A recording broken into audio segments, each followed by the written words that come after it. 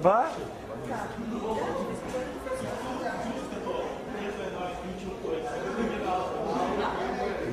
Vocês querem que eu olhe para a câmera? Não, porque eu tenho muito pouco tempo para jogar.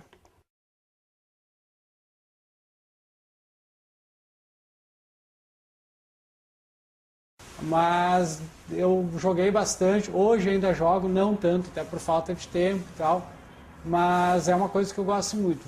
1, 2, 3, 4, 5, 6, sem contar os portáteis.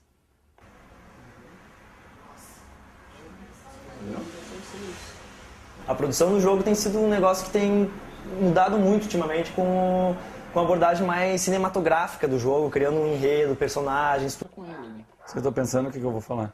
Atenção, gravando.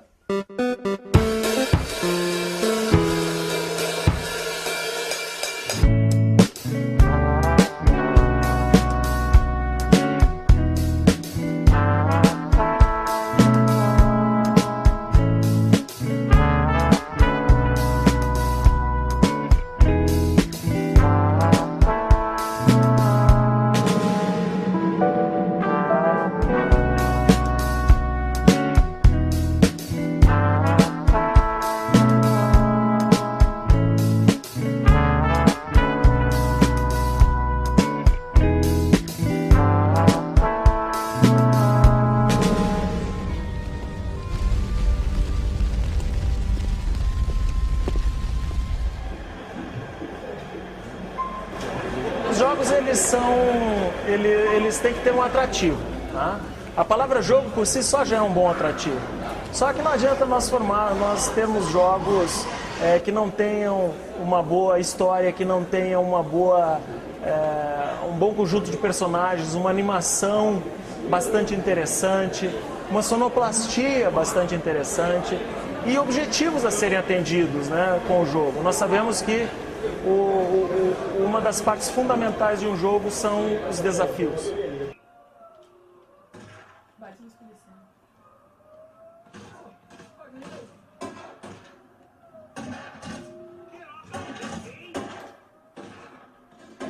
Eu devia ter arma.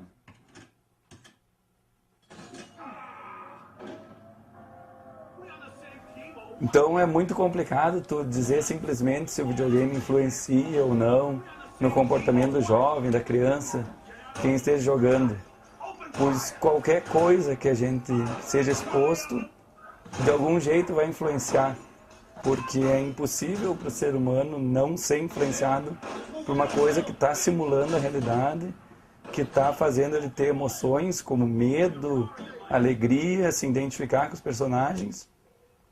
Então, se for jogado em excesso, ou até não em excesso, eu acredito que influencia sim.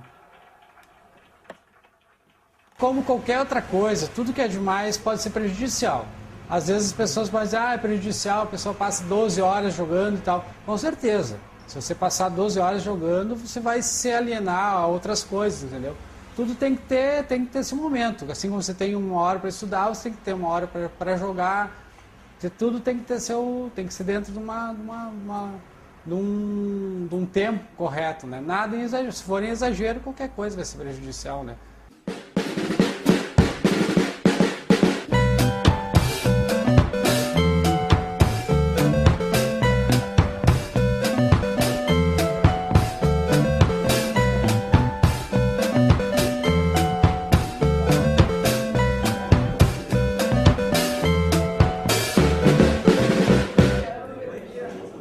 Eu fui um dos alunos que foi falar com o professor Evandro Lesiopiano para criar o grupo de pesquisa e desenvolvimento de jogos. E com o passar do tempo, quando o professor, nós desenvolvemos essa vontade de criar uma empresa na área de desenvolvimento de jogos.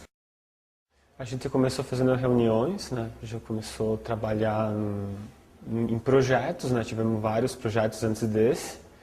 E daí a gente decidiu partir para um jogo educativo por ser mais fácil, o mercado mais acessível no Brasil, né?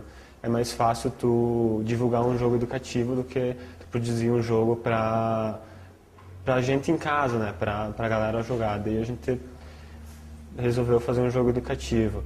Aí depois das reuniões a gente montou o jogo, montou uma história e agora a gente está no projeto de programação. A gente está programando o jogo e estamos fazendo o menu. A gente está projetando a empresa para concorrer com qualquer outra empresa de desenvolvimento de jogos no mundo. A gente pretende desenvolver jogos que vão estar disponíveis na web, acessíveis de qualquer lugar, para qualquer lugar do mundo. Então, a intenção é gerar um bom lucro, né? Ter uma empresa grande no futuro que possa servir de referência aqui no Brasil para estudos e para trabalho, né? Para mercado de trabalho no futuro.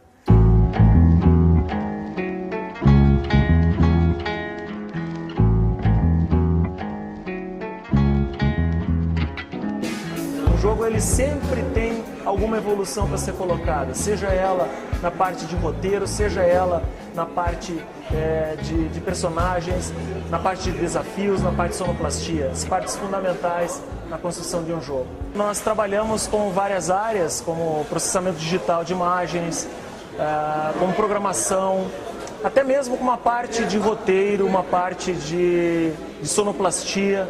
Tudo isso é importante quando a gente trata de jogos digitais, sempre pensando também naquela parte teórica, né, que está por trás desses jogos.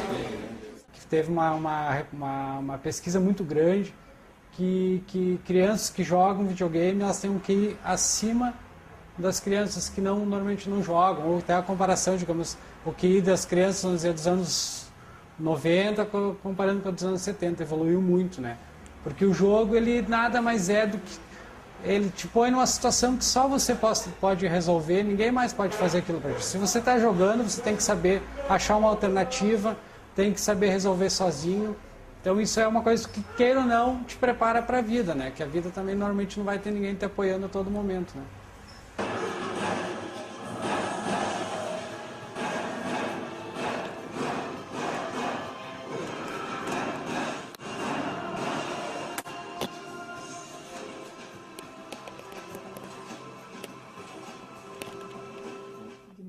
Isso eu não conheço. Faz tempo que eu não venho aqui pra ver.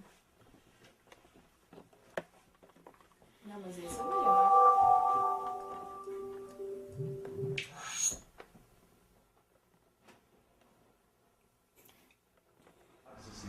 Os jogos plurais, sem dúvida, são aqueles de futebol, né? Que o pessoal mais quer, e também aqueles jogos de ação que permite mais liberdade para o jogador fazer o que ele quiser e tal, essas coisas assim, né?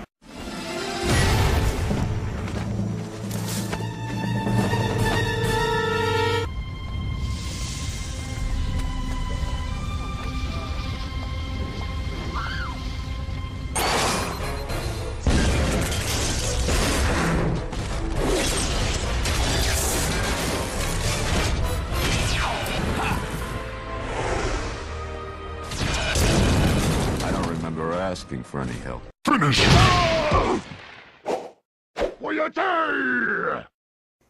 O assunto de violência nos games é novo, relativamente, em comparação ao tempo que já existem videogames. Começou na década de 70.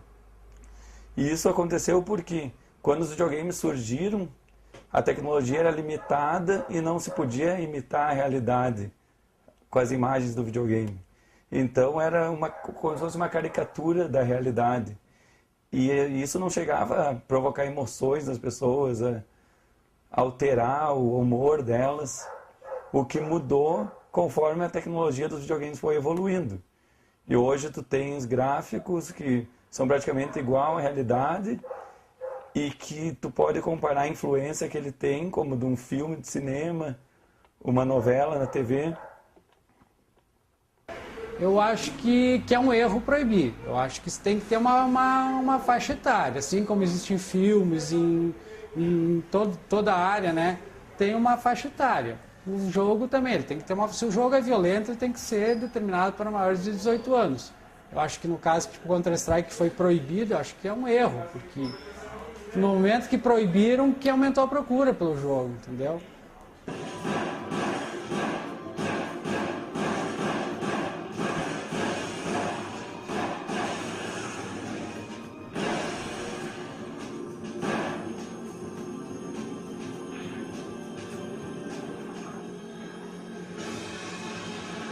né, isso que só recentemente existem coisas que não são a realidade.